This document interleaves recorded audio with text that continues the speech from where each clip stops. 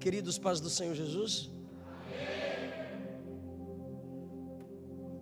Os que podem, abra sua Bíblia, por favor. Isaías, capítulo 40. A partir do versículo 1. Uma visão panorâmica do livro de Isaías é que do capítulo 1 ao 39 nós temos palavras de correção e juízo, repito. Do capítulo 1 ao 39, no livro do profeta Isaías, nós temos correção e juízo. E apenas do capítulo 40 ao 66, nós temos consolo e esperança.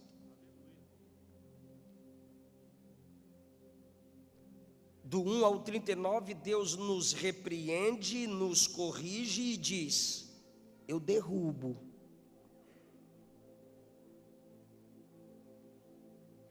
Eu te disciplino. Do 40 ao 66, ele oferece conforto, consolo e esperança. Talvez você pergunte, por que que o profeta messiânico que mais fala de Cristo e apresenta a salvação encarnada, mais nos dá mensagens de correção do que conforto? Óbvio, a gente erra mais do que sofre.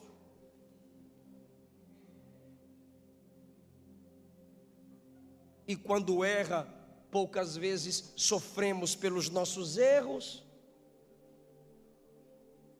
Nessa geração sexualizada, pornografia já é algo comum. Chocarrice, tirar o sentido natural das palavras para transformá-las em um sentido imoral, normal. Mentir para salvar a pele, diariamente. A gente peca mais do que sofre, e quando pecamos não sofremos pelos nossos pecados, pecamos, acumulamos falhas, transgressões, quebra de princípios, e quando é para nos arrepender, a gente canta uma musiquinha, que o Senhor me perdoe, amém. Quando Spurgeon disse que o arrependimento deveria ser tão escandaloso quanto o nosso pecado, talvez você diga, mas o meu pecado não foi tão escandaloso assim. Quem te disse? Eu passar numa faixa de pedestre, você encostar a sua bicicleta no meu braço, você vai dizer, foi mal. Eu vou dizer, filho do cão, vai com Deus. Pronto. Mas se a rainha da Inglaterra passa numa faixa de pedestre e você encosta a sua bicicleta nela para tu ver o teu. Porque a gravidade do pecado não é determinado por quem comete, mas contra quem você está cometendo. Por isso, o nosso arrependimento deveria ser tão escandaloso quanto os pecados que cometemos. É por isso que Isaías mais confronta do que conforta, porque da mesma forma que Israel era, nós somos. Erramos mais do que sofremos e a gente quer muita atenção para os nossos sofrimentos.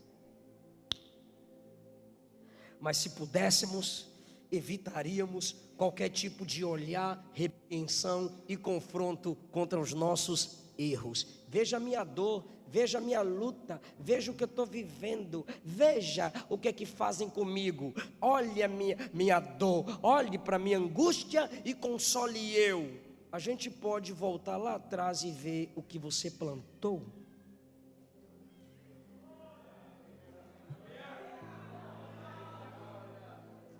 A questão é,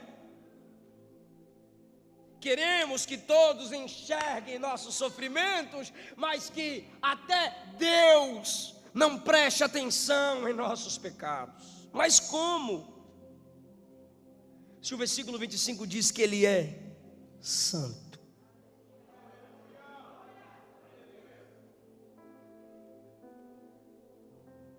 Porém, Ele dá atenção aos sofredores. Quando? É só olhar para o texto. Capítulo 40, versículo 1. Consolai o meu povo, diz o Senhor, fala com Jerusalém, brade e diga que sua milícia, que na realidade aqui é malícia, é acabada, que sua iniquidade está expiada. Opa. Vou perguntar e a resposta é positiva, não me estressa não. Ele consola, sim ou não? Mas quando vem consolo?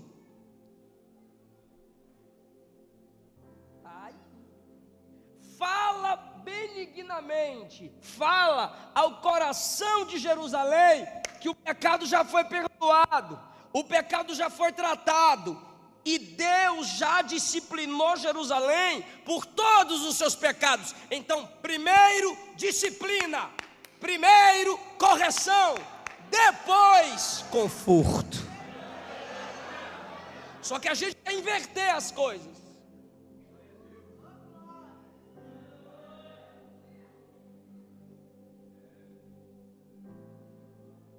A gente quer inverter as coisas.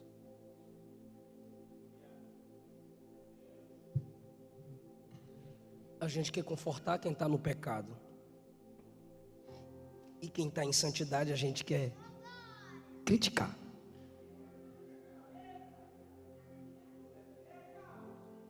Quem evita falatórios, quem evita palavras esdrúxulas, é chique essa palavra, né? Quem evita palavras imorais, quem prega contra pecado, quem valoriza a integridade, quem não vive na soberba, a gente diz, se acha, quer ser melhor, só prega isso. Esses dias me chamaram de porteiro do céu. Tu sabe a classe que fala isso, né?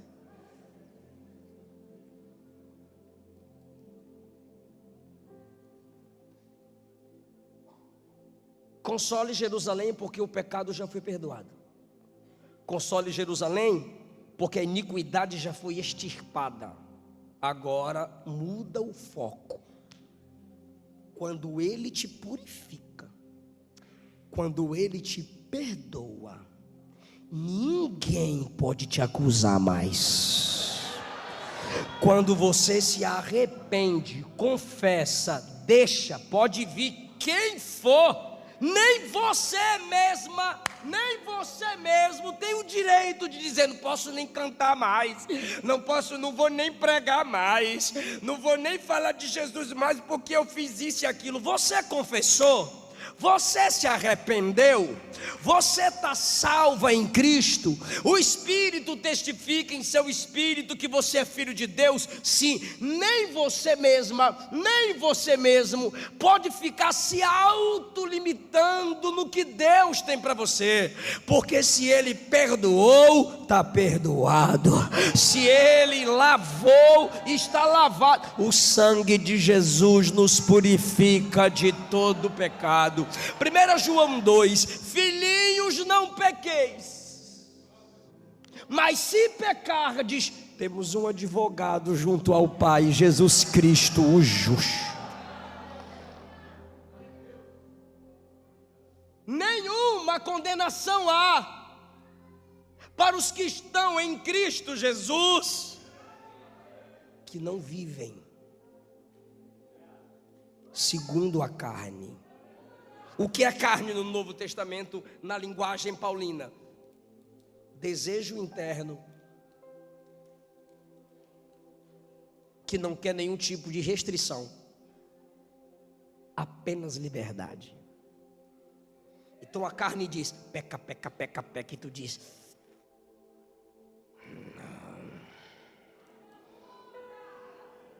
tu vai para o jejum, tu vai chorar, tu vai para a oração, tu pede perdão, tu pede ajuda, tu vai para o monte, sei lá para onde é que tu vai, mas tu não diz, eu não vivo segundo a carne, eu vivo segundo o Espírito, eu vivo essa guerra.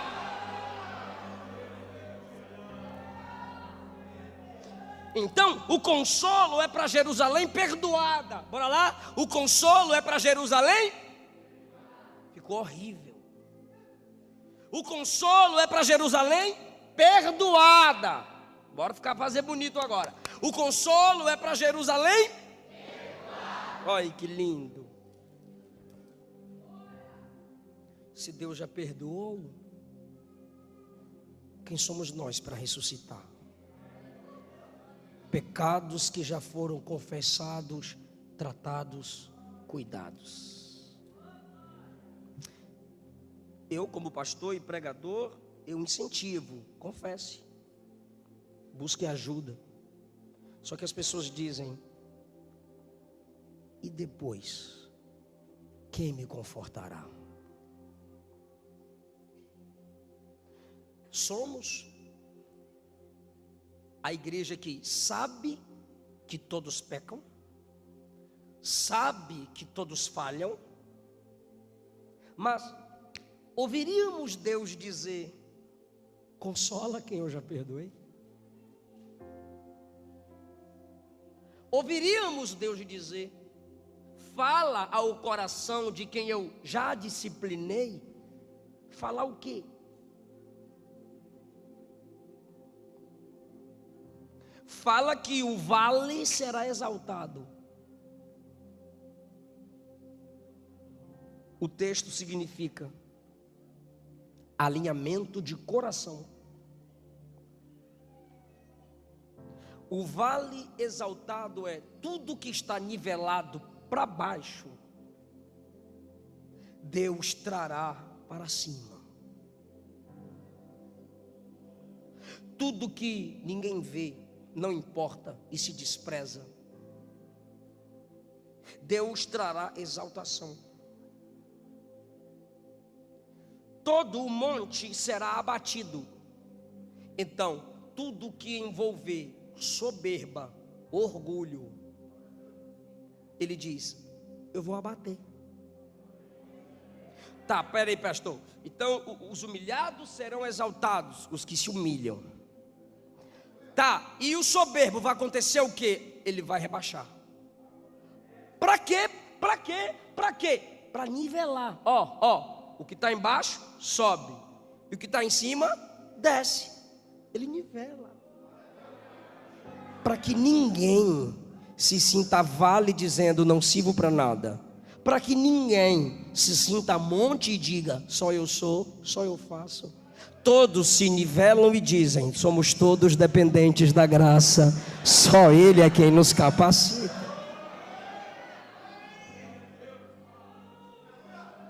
Diga que o que é torcido se endireitará.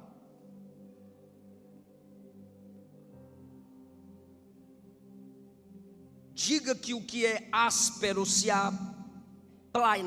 Ele está dizendo: o caminho para a chegada de alguém será preparado. Porque se não houver esse alinhamento, a glória não vem. Então, primeiro, você que está dizendo: eu não sirvo para nada, eu sou verme do não sei o que mais lá, eu sou o que todo mundo fala mesmo. Aí começa. Aí já vem o outro, cheio do Satanás. Eu sou top, eu canto no espelho com grande és tu, lindo, lindo és. Se não fosse eu, não tinha acontecido nada.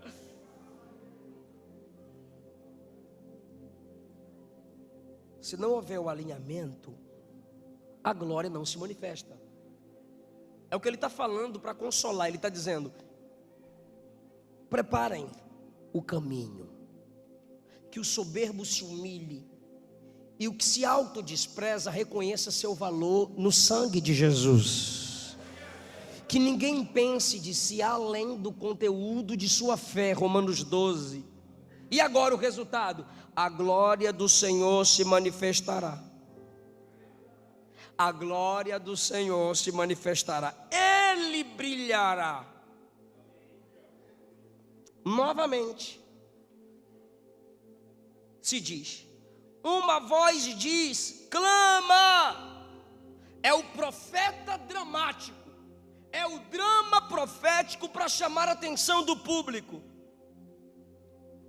Jerusalém humilhada pelos inimigos que a cerca.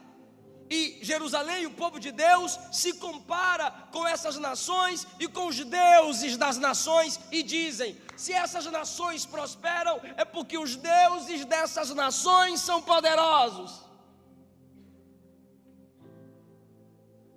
Então, Israel olha para os povos das grandes nações e se autodespreza. E porque Israel faz isso, olha o nivelamento.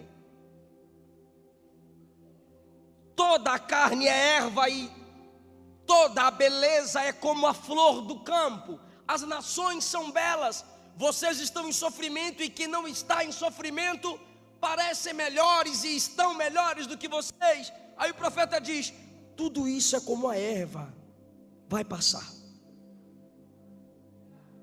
O Espírito sopra na erva e ela murcha.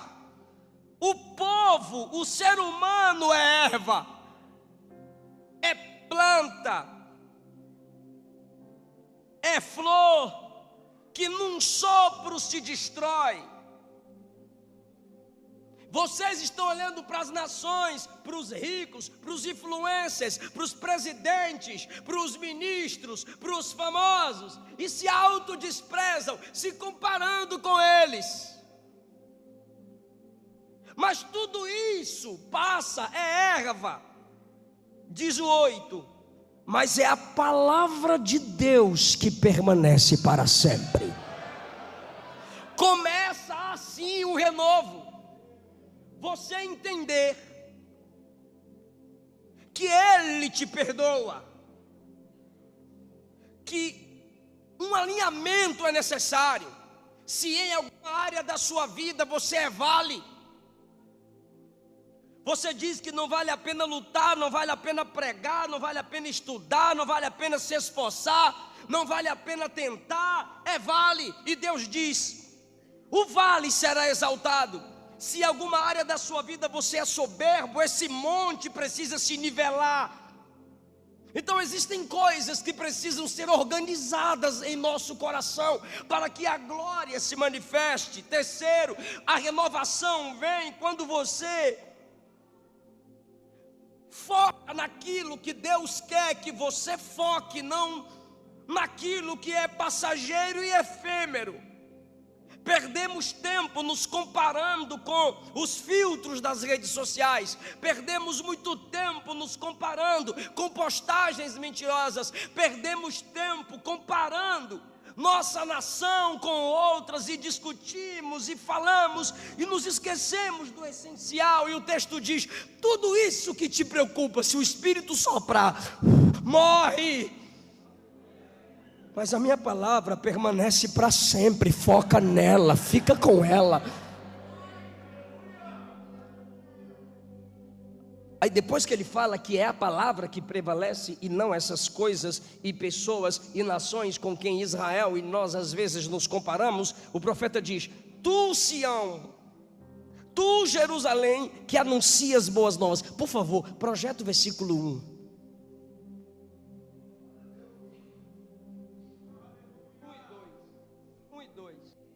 1 e 2.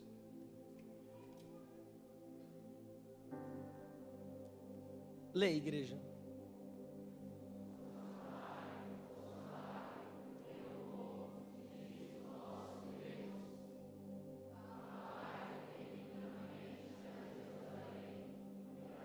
Bradai-lhe. Ok, bora lá? Vem comigo, diga: falai. Bradai. Agora eu pergunto e tu responde: com quem? Com quem? Jerusalém. Bora, falar com quem? Com? Olha isso, irmão. Jerusalém, que estava se comparando, que tinha parado, estava destruída, está ouvindo no versículo 2. Ele está levantando profetas para falar com Jerusalém. Fala no coração dela, fala com benignidade. E se ela falar assim: não, acho que não, aí o texto diz: então brada. Não fala só com benignidade não, brada e fala: você já foi perdoada, você já foi perdoado, Jesus pagou o preço por você. Eu estou atualizando o texto, está dando para me entender? Tá não?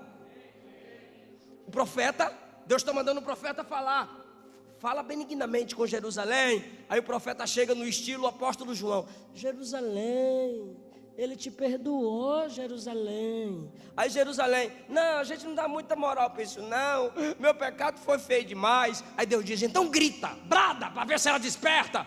Aí vem Pedrão: Jerusalém, tu toma postura, Jerusalém. Para de ficar olhando para trás, para o seu passado, viu, Jerusalém? Ele já te perdoou, Jerusalém.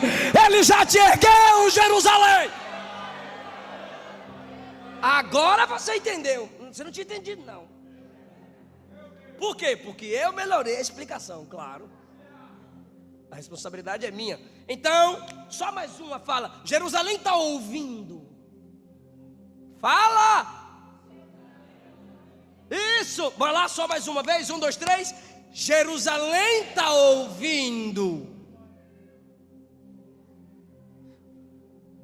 Quando Deus nos renova, olha o 9. Tu acabou de falar, porque tu leu que Jerusalém está ouvindo. Agora quando você chega no versículo 9, olha o que está escrito, ó. Tu, Sião, que é Jerusalém, o povo de Israel, que anuncia as boas novas, sobe o monte alto. Tu, Jerusalém, que anuncia as boas novas,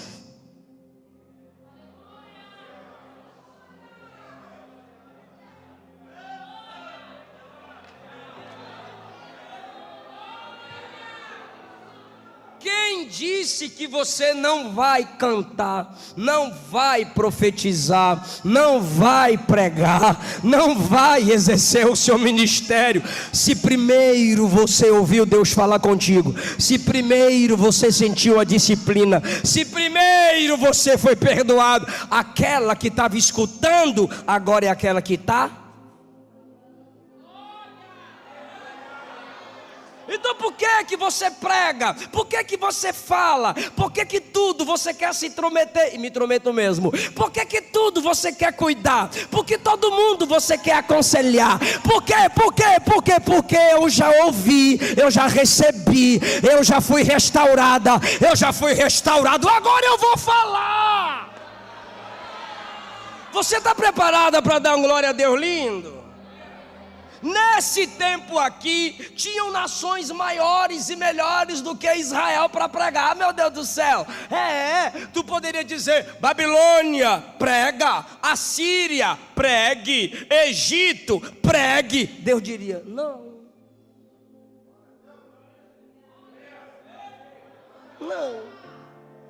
Eu prefiro o meu povo que cai e eu levanto, que peca e eu perdoo, que falha e eu aperfeiçoo, porque minha palavra não foi entregue à Babilônia, minha palavra não foi entregue à Assíria, minha palavra não foi entregue ao Egito, foi entregue a você. Falho, cai, mas ele te levanta, é fraco, mas ele te fortalece. O Espírito está dizendo a alguém: perdoado, apto a falar do amor de Deus.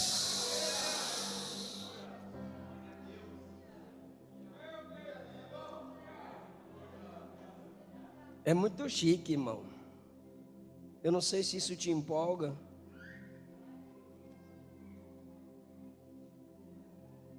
Ele está renovando Jerusalém. Agora, escute o que eu vou lhe dizer, para caminhar para a conclusão. 150 anos antes de Jerusalém passar pelo que está passando, esse consolo foi escrito. Isso revela a onisciência divina. Isso revela que Deus está no controle de tudo que acontece com o povo dele. Deus já sabia da queda, do arrependimento, da restauração.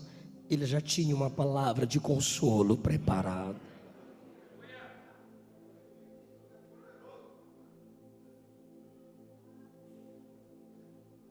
Agora, eu queria fazer uma pergunta para a juventude aqui dessa igreja. É fácil. Veio algo à minha mente aqui. Aleluia. Aleluia. Quantas vezes, juventude da igreja local, Pedro negou Jesus? 3. Vou fazer outra pergunta. É uma pergunta óbvia.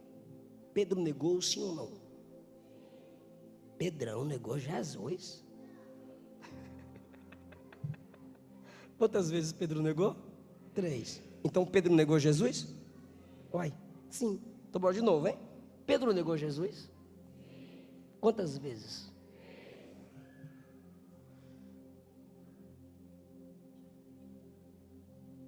Aí Jesus, em João 21, vai atrás de Pedro, que negou 3 vezes, e chega na beira da praia e grita assim, ó: filhos, tendes o que comer? Ninguém reconheceu Jesus, pois eles estavam no barco tentando pescar. Lança a rede, pega nada, lança a rede, pega nada, lança a rede, pega nada. Aí aparece alguém na areia e diz: filhos, tendes o que comer? Eu chegaria lá e diria: negador, fujão. Sim ou não? Eu chegaria e dizia: fujões, negadores. Mas Jesus é tão amor que ele chega e diz: filhos, tendes o que comer? Mas quando Jesus pergunta: tendes o que comer? Não, eles pensam que é para ele. Mas quem está pescando não é Jesus. Quem está pescando são eles. Lança a rede, pega nada, lança a rede, pega nada. Aí Jesus pergunta: já pescaram alguma coisa? Só que eles pensam que é um pedinte. Aí um olha para o outro e olha para Jesus e diz: tem comida não. Vocês já entenderam? É um pedinte. A gente está aqui, lança a rede para lá, lança a rede para cá, não pega nada. O cara vem do nada: tens o que comer. Só que ninguém captou o filhos, que está lá em Isaías 40 assim, ó: falai benignamente ao coração do meu povo, porque o pecado já foi perdoado. Todo mundo fugiu. Judas traiu, mas foi atrás do sacerdote. Se fosse atrás de Jesus era outra história. Pedro negou, abriu mão de tudo e veio pescar. E todo mundo aí me abandonou. Mas ele chega lá e chama de filho, pois ele tinha acabado de derramar o sangue por eles.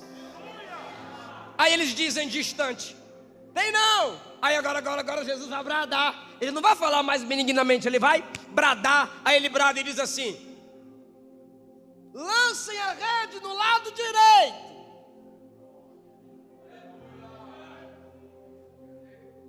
É verdade, né? Bora lançar a rede no lado direito. Por que a gente fica só no lado esquerdo aqui? Bora lançar para o lado direito? Vambora. Aí pegaram a rede e lançaram para o lado direito. Eu imagino Pedrão, o mais afoito de todos, né? Deixa que eu lanço. Aí Pedrão lança a rede. E Pedrão: André, ajuda aqui. Aí o André, maninho de Pedrão, vai lá ajudar.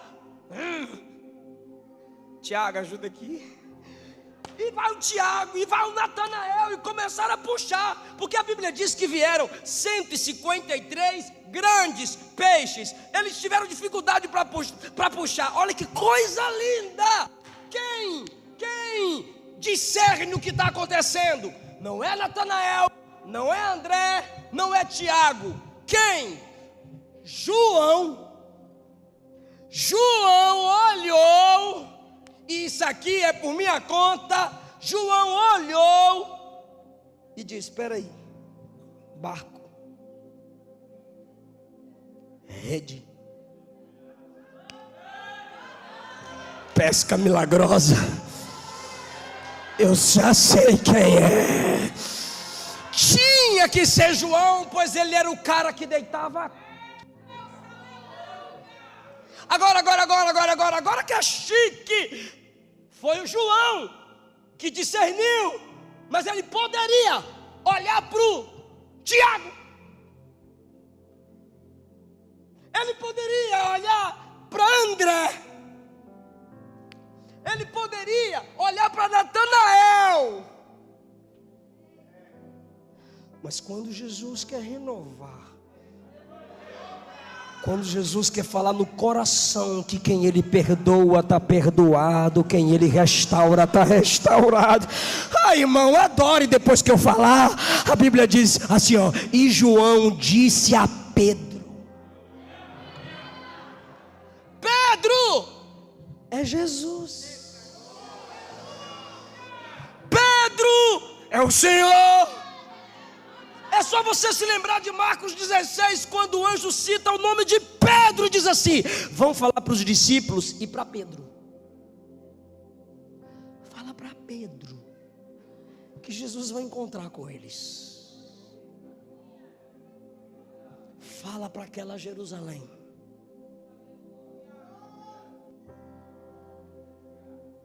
que Ele já derramou sangue, que Ele já purificou, que Ele já perdoou, que Ele já justificou, que Ele é o Cristo da segunda chance. Diga: eu sirvo ao Cristo da segunda chance. Escute. Aí, quando diz que é Jesus, os discípulos se jogam na água e vão atrás de Jesus. Pedrão estava só com a roupa de baixo.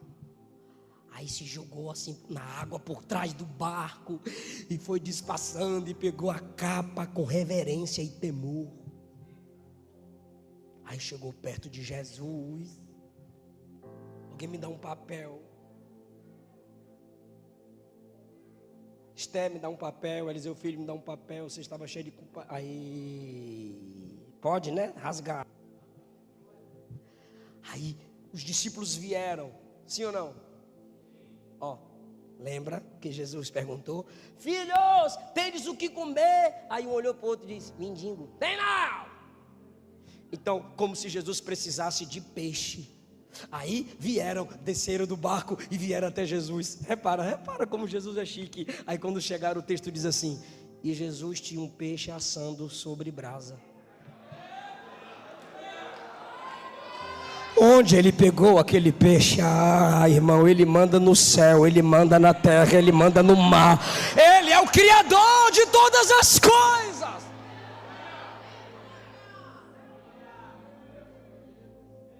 O peixe já estava assado. Se eu tivesse lá, irmão. Como assim? Eu estava pescando ali agora. O peixe já está aqui. Então, se tem um peixe sendo assado sobre brasas, Ele fez uma fogueirinha lá. Foi mal. Ele fez uma fogueirinha lá. Sim ou não? Aquecendo o peixe lá. Aí assando o peixe assim, para não ficar o outro lado cru, né?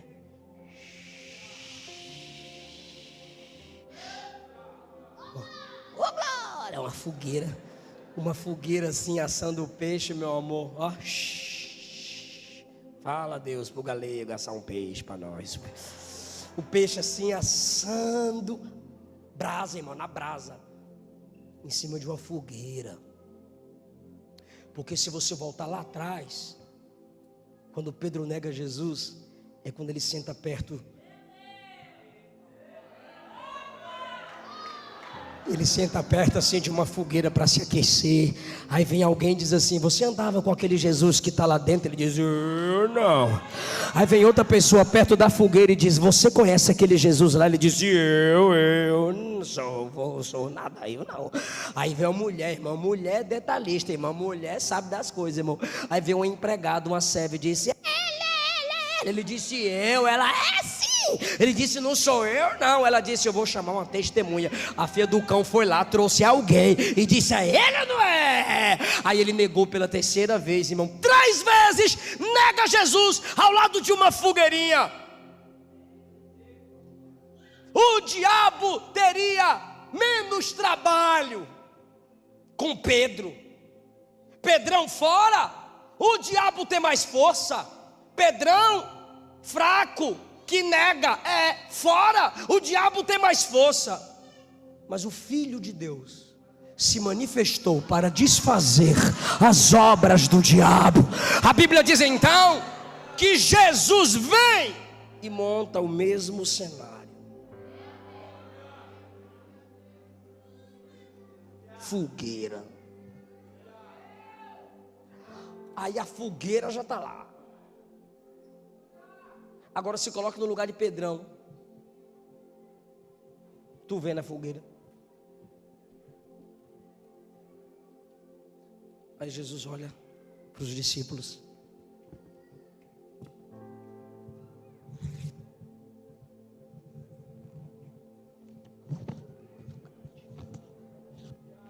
Come, John. E João come. Come, Tiago. E Tiago come. E Pedro está assim.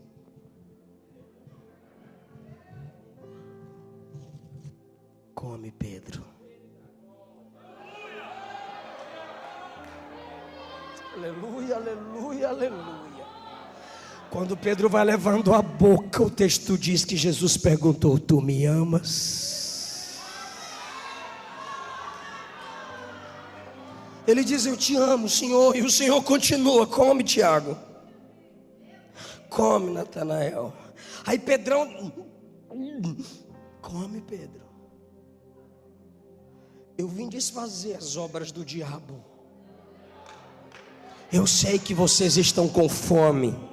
Eu montei o mesmo cenário. Eu não sei que tipo de cenário o diabo montou para te derrubar, mas nesse mesmo cenário Jesus pode te erguer, te levantar, te honrar. Eu creio nisso. Come, Pedro. Quando Pedro vai comer pela terceira vez, ele pergunta de novo: tu me amas?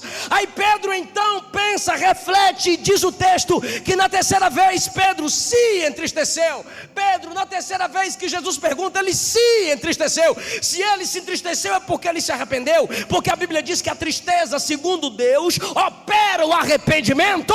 Quando ele se entristece, ele olhou para Jesus e disse assim: Senhor, tu sabes tudo. Por que ele disse tu sabes tudo? Porque ele olha para a fogueira e diz: tu sabe até que te neguei perto de uma fogueira. Tu sabes tudo, porque Jesus pergunta 3 vezes se ele o amava, e agora ele responde 3 vezes que o ama. Olha, Jesus dando um brado para o mundo espiritual. Eu estou em Isaías 40, aplicando no que interessa: falai benignamente e bradai. O ato de Jesus é um brado, e o brado de Jesus é: o Pedrão que caiu 3 vezes, eu levanto ele 3 vezes, dizendo que me ama e me ama.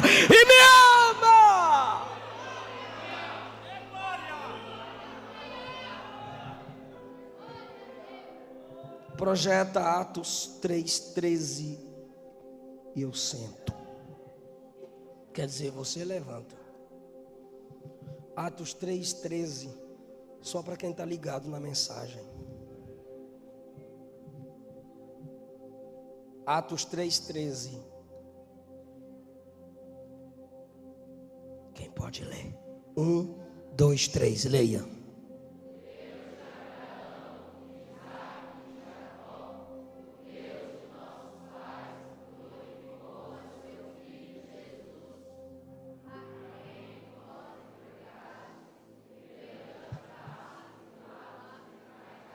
Opa! Se solto. Esse, que bonitinho. Só quem tá ligado. Vou perguntar. Não me estressa, não. Você leu a palavra negação aí nesse texto que a gente acabou de ler, sim ou não? 2 vezes. Negastes.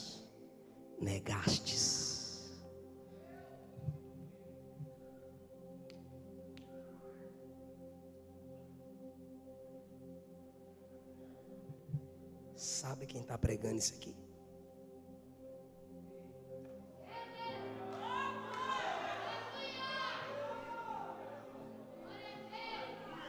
Eu vou contar uma história para ver se tu lembra quem é que está pregando isso aqui. E 2 homens subiu às 3 horas da tarde, a hora nona, para orar num templo que tinha uma porta chamada Formosa. E lá tinha um coxo que estendeu a mão e pediu esmola.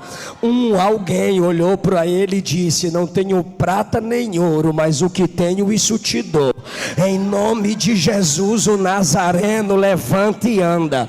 E esse alguém, perdoado, restaurado, renovado, estendeu a mão, puxou o coxo levantou, começou a saltar e entrou no templo pulando e dando glória.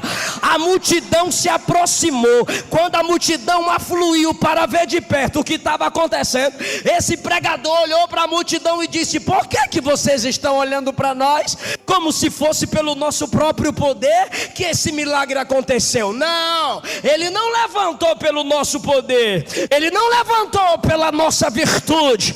Quem levantou ele foi Jesus, o Jesus que vocês negaram.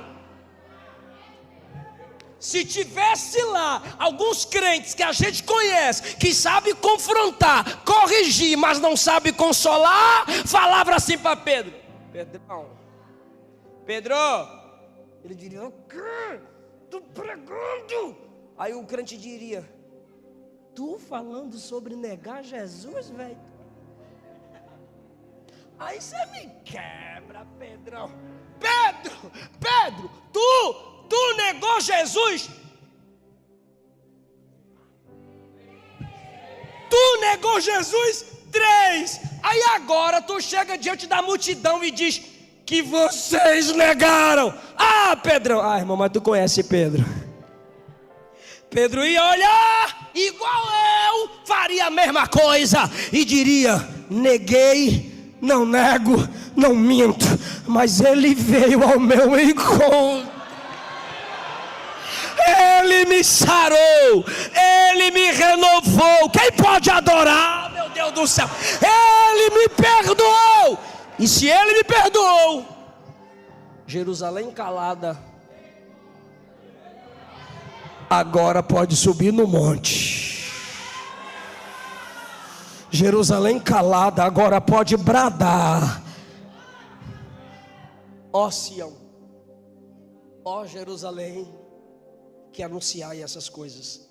É agora que eu termino a mensagem. Por quê, pastor? Porque esse tema é que eu olhei no relógio ali.